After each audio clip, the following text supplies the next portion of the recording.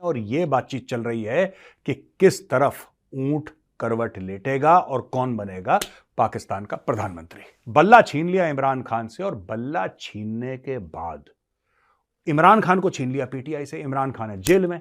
10,000 कारकुन पाकिस्तान तहरीक इंसाफ के हैं जेल में थे। मेन वहां पे कि भाई हम इमरान खान के राइट हैंड है, हम इमरान खान के लेफ्ट हैंड है। उनमें से सबके सब जेल में। अच्छा इसको उठा लो, अच्छा उसको उठा। ये कौन है जो इमरान खान के फेवर में ज्यादा लिख रहा है अखबार में?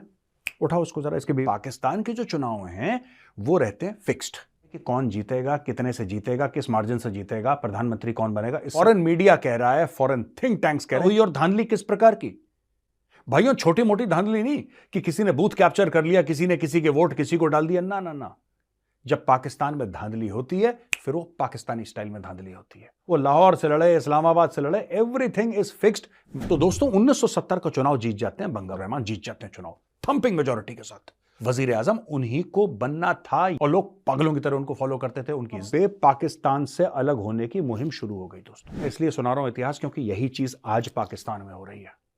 अस्सलामुअलैकुम, welcome to Zack cricket. I hope you all are doing well. जैसा कि आपने हाइलाइट्स में देख ही लिया है कि इंडियन मीडिया, भारतीय मीडिया किस तरह से इमरान खान की जीत को इलेक्शंस में प्रेस कर रहा है। इमरान खान ने पाकिस्तान में होने वाले 2024 के इलेक्शन में भारी अक्सरियत हासिल की है, जबकि उनके पास ना पार्टी का सिंबल है ना नाम है। फिर भी इमरान खान ने जिसको खड़ा किया, अवाम ने उसको वोट दिया और यही है। और इमरान खान सिर्फ पाकिस्तान में मकबूल नहीं है, बल्कि हमारे पड़ोसी मुल्क भारत में भी इमरान खान की मकबूलियत आसमानों को छू रही है। टॉप टीवी एंकर गौरव आर्या ने इमरान खान की जीत को अप्रिशिएट किया है, उनके हौसले को अप्रिशिएट किया है और पाकिस्तान में होने वाले इलेक्शंस में जो धांधली हुई है उस पर मुख्तलिफ सवालात खड़े किए। आइए देखते हैं कि गौरव आर्या पाकिस्तान के इलेक्शंस और इमरान खान की जीत के बारे में क्या बात कर रहे हैं। पाकिस्तान में हो रहे हैं जनरल इलेक्शंस, यानी कि आम चुनाव, यानी कि पाकिस्तान की जो नेशनल असेंबली है जिसको हम लोग पार्लियामेंट बोलते हैं, उसके चुनाव हो रहे हैं। और यह बातचीत चल रही है कि किस तरफ ऊंट करवट लेटेगा और कौन बनेगा पाकिस्तान का प्रधानमंत्री।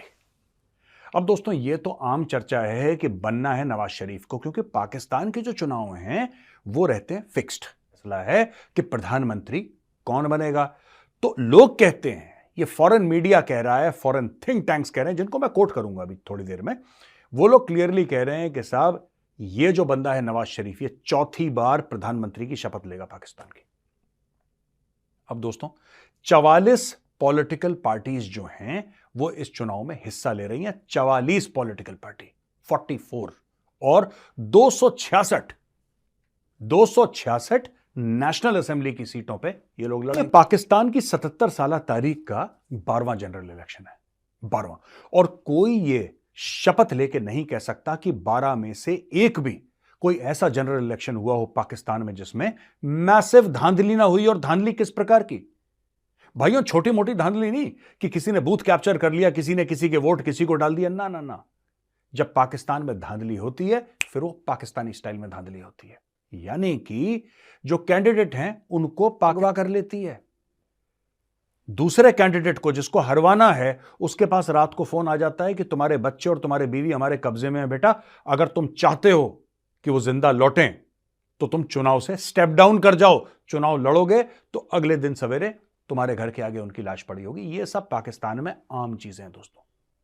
अब दोस्तों एक छोटा सा इतिहास मैं आपको बता दूं, फिर मैं आपको बताऊंगा कि पाकिस्तान का चुनाव अजीब क्यों है। कोई फर्क नहीं पड़ता कोई कहां से लड़े यार, वो लाहौर से लड़े, इस्लामाबाद से लड़े, एवरीथिंग इज फिक्स्ड। मानिए मेरी बात, और मैं आपको बता रहा हूं सारा मैच फिक्स है और कोई ऐसा मैच नहीं है पॉलिटिकल मैच, राजनीतिक मैच की बात कर रहा हूं। तो दोस्तों 1970 का चुनाव जीत जाते हैं बंगाबंधु, यानी कि शेख मुजीबुर रहमान जीत जाते हैं चुनाव थंपिंग मेजॉरिटी के साथ। और वो पहुंचते हैं पाकिस्तान, यानी कि वेस्ट पाकिस्तान, और बोलते हैं कि साहब ऐसा है कि अब मैं जीत गया हूं, मुझे बनाओ प्रधानमंत्री। क्लेम है उनका, सीटें उन्होंने जीती हैं, जाहिर सी बात है। और पॉपुलेशन उनकी ज्यादा है भाई, पॉपुलेशन उनकी ज्यादा है। 55% से ज्यादा पॉपुलेशन पाकिस्तान की उस समय ईस्ट पाकिस्तान में थी और 40-45% पॉपुलेशन वेस्ट पाकिस्तान में थी। यानी कि अगर वो जीत जाते तो जाहिर सी बात है प्रधानमंत्री पाकिस्तान का, वजीर आजम उन्हीं को बनना था। यही क्लेम लेके वो गए। जब क्लेम लेकर गए तो जुल्फिकार अली भुट्टो, कौन जुल्फिकार अली भुट्टो?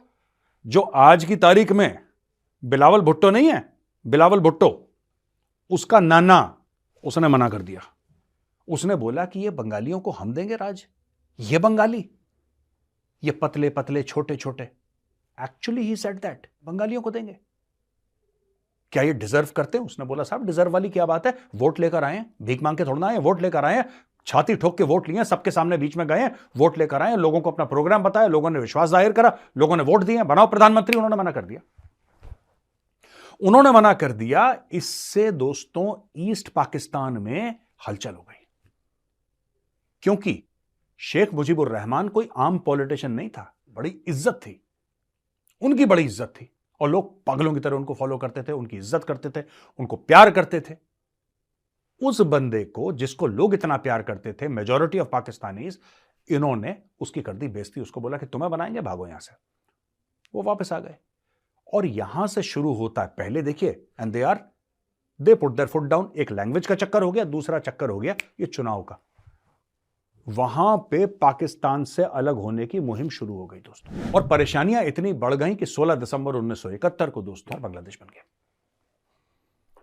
मैं आपको इतिहास क्यों सुना रहा हूं? मैं इसलिए सुना रहा हूं इतिहास क्योंकि यही चीज आज पाकिस्तान में हो रही है। वही फोर्सेस आज फिर पाकिस्तान को तोड़ने में लगी हैं। वही फोर्सेस कैसे, कितने लोगों को जेल में डाला है आप सोच भी नहीं सकते।